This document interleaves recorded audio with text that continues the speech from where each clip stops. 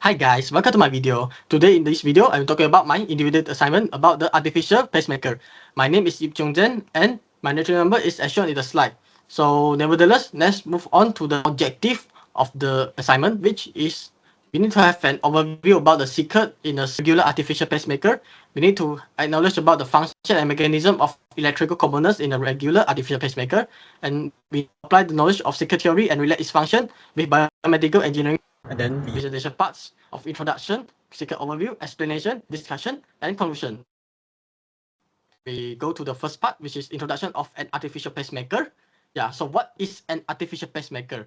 Artificial pacemaker is a small battery-powered medical device that you implant in the body to regulate the heartbeats. As an example, if the patient has arrhythmias, bradycardia, or other irregular heartbeats disease or disorders, they need to have an implantation of the artificial pacemaker so that their heartbeats will be regulated and back to the normal.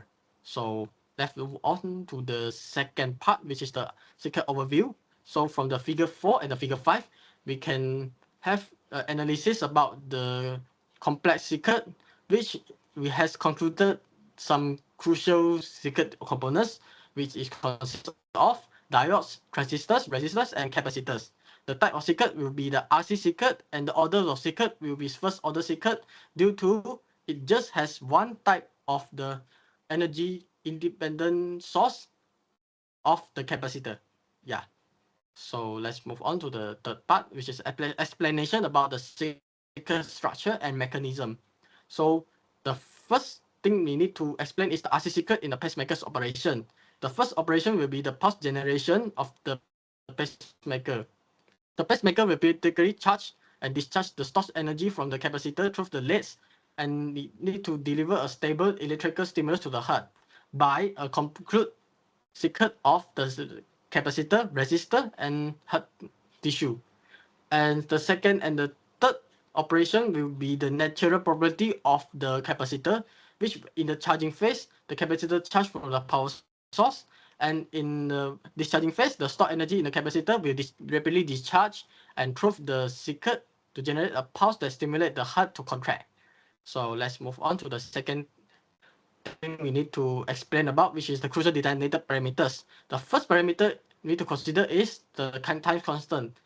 Tau equals to RC will determine how fast the charge and the discharge of the circuit. So if the tau value is small, then it has a faster charging. If the tau value is large, then it has a slower charging. So the second thing we need to consider is the energy storage.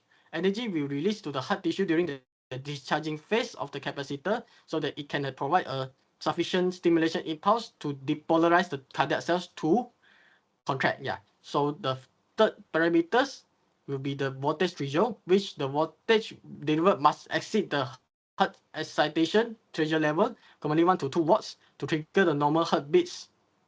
So let's move on to the discussion about why.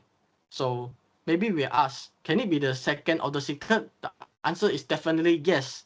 In a more advanced pacemaker that involve complex circuit or another type of independent energy source elements such as capacitor and inductors, it may consider and classified as the second order circuits, especially in modern pacemakers that has more advanced and more sophisticated electronics components inside the circuit.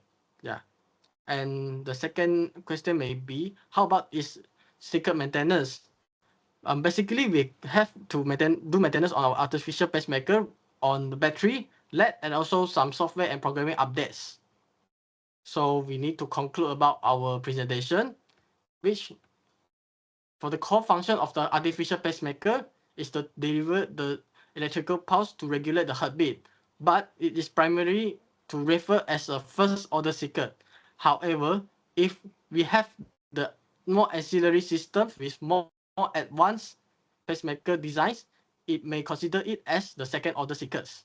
So that's all from my video and hope you enjoy. And lastly, don't forget to like and share on my YouTube, which is in the GypsyZ368. And that's all from me. Thank you. Bye bye. Call it a day.